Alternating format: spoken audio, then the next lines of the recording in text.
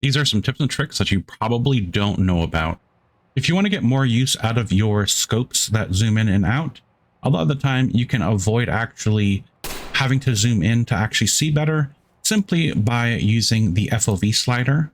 You go to graphics and you can go to field of view. Make sure you set custom for weapon FOV, and then you can actually increase or decrease the slide based on your settings to increase the actual sight picture of the scope without actually having to zoom in. So whenever you zoom in on the first magnification, you can actually see targets very, very clearly and very, very well. Obviously, this will obstruct your vision whenever you are moving around because it is closer to your face. But generally speaking, you'll be able to actually see better sight pictures and take those longer hostage shots very carefully and very accurately. When it comes to the new level, A New America, one of the hardest levels, it's important to note that there are laser motion sensors. Basically, whenever you trip them, anybody in the vicinity of this floor, most of the time, or in the range of it, will come out to attack you from either the doors, and they will stack and breach and actually press you. You can actually disable them by going up to them and doing this. Also, you can see them with night vision. And if you want to disable them from afar, even though they will hear the gunshot, I believe, you can disable them if you shoot them, but it will disable it. And so it's important to note that. When it comes to using a laser pointer, suspects actually cannot see your laser pointer, but they can see flashlight. So if, for instance, you are entering a room, you can use the flashlight to help you identify targets by hearing them when reacting to the flashlight and talking about your presence whenever you are here. So if you want to sort of safely kind of check out a room, it's not always 100%, but there is a good chance that they will actually react to the flashlight, and you can use that to identify targets. Sometimes it can be civilians, sometimes it can be hostiles. So just keep that in mind whenever you are searching and using a flashlight. Obviously, if you want to minimize your presence in the area before you actually start stacking, it's important to turn off your flashlight. That's why flashlight discipline is also good. A lot of the time, people will prefer to leave it on to give them early warnings of suspects and enemies, and therefore giving you that little bit of chance to know of an enemy presence and be able to react a little bit quicker. Every type of laser pointer now comes in both visible light and infrared, so you can actually see it under night vision when using infrared, and it's a little bit more of a stronger solid light than a actual visible light laser. A lot of the time the difference isn't that important, since a lot of the time it's nice to have someone seeing where you're aiming within a group when you are playing with other people, so you know what's covered and where they are actually aiming. A lot of the time the IR laser isn't super beneficial a lot of the time compared to the visible light laser, but it's important to know it is there if you need it.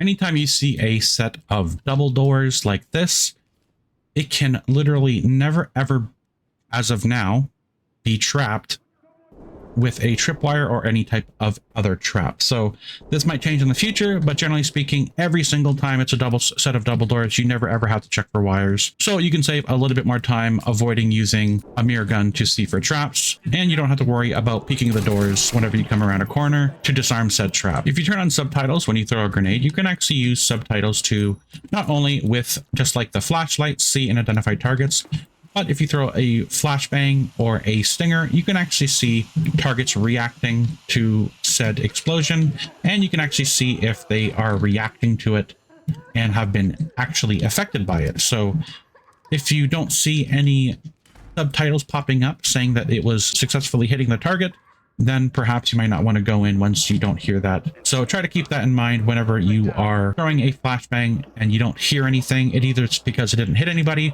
or there's nobody in there to hit. But obviously when you hear that stun, make sure you push in and take advantage of that effect, because when a target is affected, they will say like pained yell or I can't see if it's a flashbang. Usually a little bit more effective when you use a flashbang because they'll actually explicitly say it.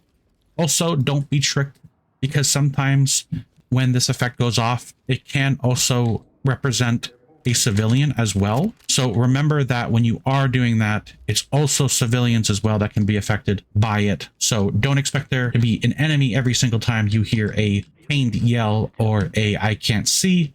So just keep that in mind whenever you are entering and clearing rooms. And to turn on subtitles, all you have to go to is audio and then go here to enable subtitles right here. And that will allow you to see those text responses from flashbangs or stingers. Also, you can also decrease the size of it, which would probably help a lot. And the subtitle speed will also help. It will take the text off your screen sooner, so it's not clouding up your screen if you hit a lot of targets, because you don't want a big stacking text box going straight up and distracting you whenever this is happening. So I have about at 160% speed. This basically just determines when it actually disappears whenever it actually pops up on your screen. When you reach the upstairs area of A New America, up these stairs you will find an ammo box. You can use the ammo box to actually resupply all of your items. Just make note whenever you are using wedges within this area, if you have wedged a bunch of doors, the wedges will actually reset back to your hand and you won't actually get an infinite number of them. So make sure whenever you are resetting, you are aware that you are removing all of your prior wedges from the map. So if you've, let's say, for example, wedged some of these doors up here and then you come back to resupply, remember that they will be given back to you and removed from those said doors. Very important to note as if you are playing on hard mode, just keep that in mind whenever you are refilling. Try to refill your ammo and then set up the wedges after you have taken this. Otherwise, as I said, you will be removing those wedges from those doors. Anything you can stick onto a door like a C2 or a wedge, per point spent into it will actually give you 2 of each. So I put 2 points into my C2 and you'll notice here that I actually have 4 C2 to place. Also, if you swap to something and swap away and you can't detonate, you can press 6 and cycle through until you get to your detonator to reactivate the C2 if you don't have one left and you don't want to detonate it yet.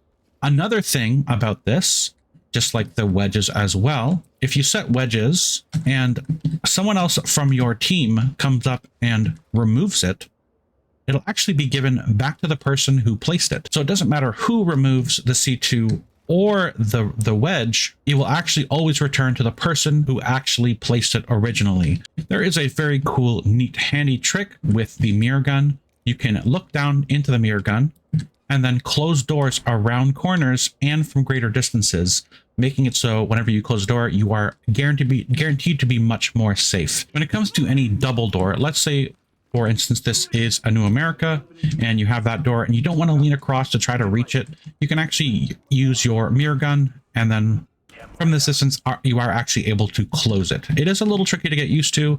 Basically, the idea is you hold the mirror gun,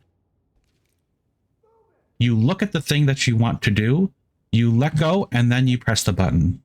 So you let go of the mirror gun and then you can let go and then press the button. That's roughly the timing. It is a little tricky to get used to and it might take a little bit of time, but once you get it down, you'll be able to close doors from a greater distance and be much more safe.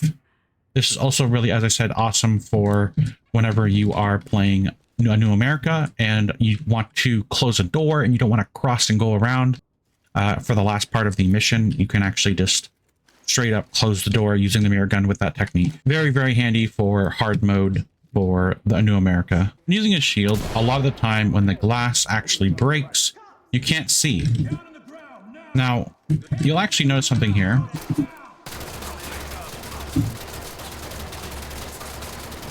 Whenever the shield does get foggy enough, you obviously can't see, but if you allow them to shoot it for long enough, you will actually get that glass refreshed and you can see again.